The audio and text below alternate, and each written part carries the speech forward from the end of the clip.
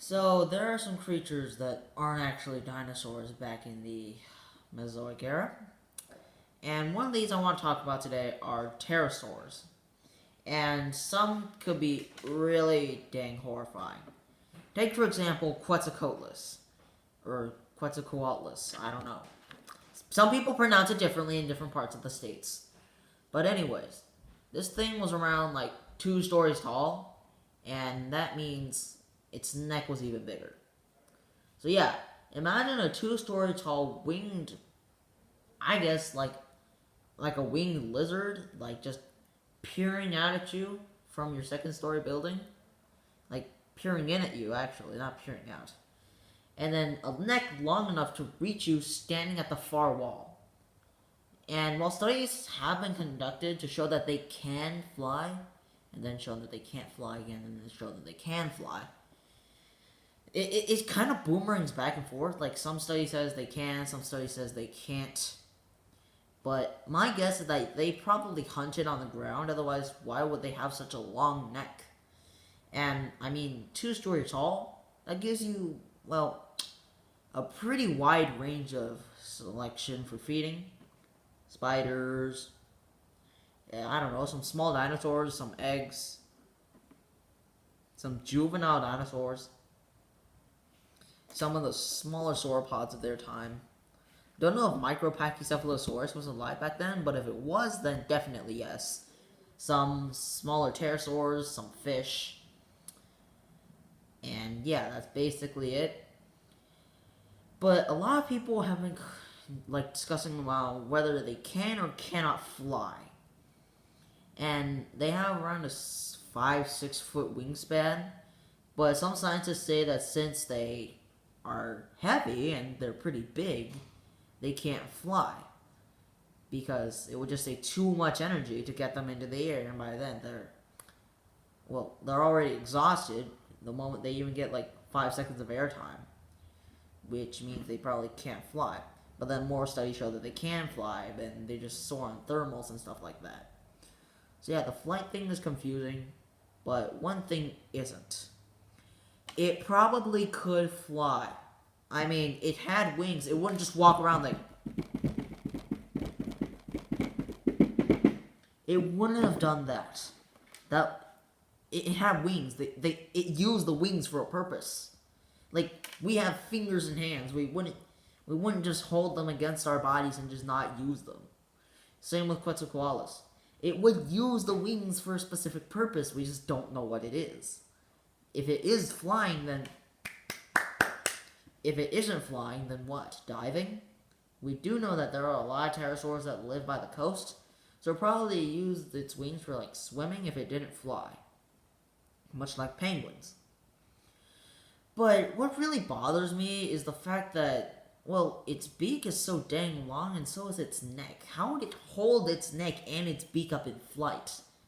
The giraffe has special vertebrae. But if it could fly, its neck would just be like, I can't see where I'm going. And that's why I personally think they can't be able to fly. One, because their wings are probably too small and they're heavy. They're 2 stories tall, bro. And secondly, their neck. Their neck is the issue. Like, even if you were to have like a giraffe special vertebrae, there's no way you'd be able to hold that thing up in flight, especially with that big long beak. That beak would be your downfall. You would end up, well, servo manipulation, because this video is supposed to be made for kids. I'm not going to say the common term. But anyways, back to what its life would have been like. And no, it would not have had any predators. Unless you're counting some larger, like Abelisaurs at the time, which probably ate their hatchlings and eggs. We could also count some like smaller dromaeosaurs. So yeah, they did have predators. They weren't invulnerable people that think they are. And yeah, today's topic was pterosaurs, but I've been going on a tangent about Quetzalcoatlus. So I want to talk about something else. And this isn't really a pterosaur, but Have you guys ever heard of Microraptor? And yes, it's a dromaeosaur, much like this and this. Yeah, I don't have a Microraptor figurine, otherwise I would have shown it on the screen a long time ago. But still, Microraptor, its defining feature, 4 wings. Like, not actually, like, flapping wings, like, actually, I don't know a good example. Let me see here. The Draco lizard. There we go. It's a kind of gliding lizard that uses its ribs as like kind of like a parachute. It's kind of like that, but it has feathers on its arms and legs and holds them out to glide.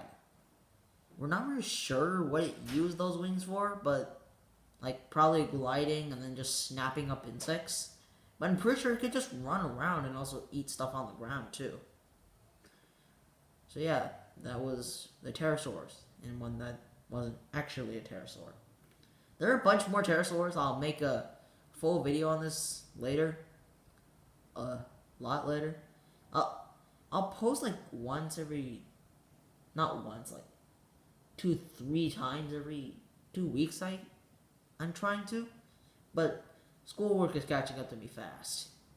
So I'm sorry for the delay, people. I was in Paris. I was literally in Paris for winter break. Don't think of that song, okay? And I was in Paris. I was in France. I almost in France. Paris is in France. I was in Paris. I was in London. I was in Bristol Parkway. I think that's what it's called. At least that's what the train station was called. Bristol Parkway. That's where my nephew lives. Anyways, yeah, that's it for the pterosaurs. And there's not really much else I want to go over. Alright, that's it, I think. Yeah, that's it. Okay, see y'all. Peace.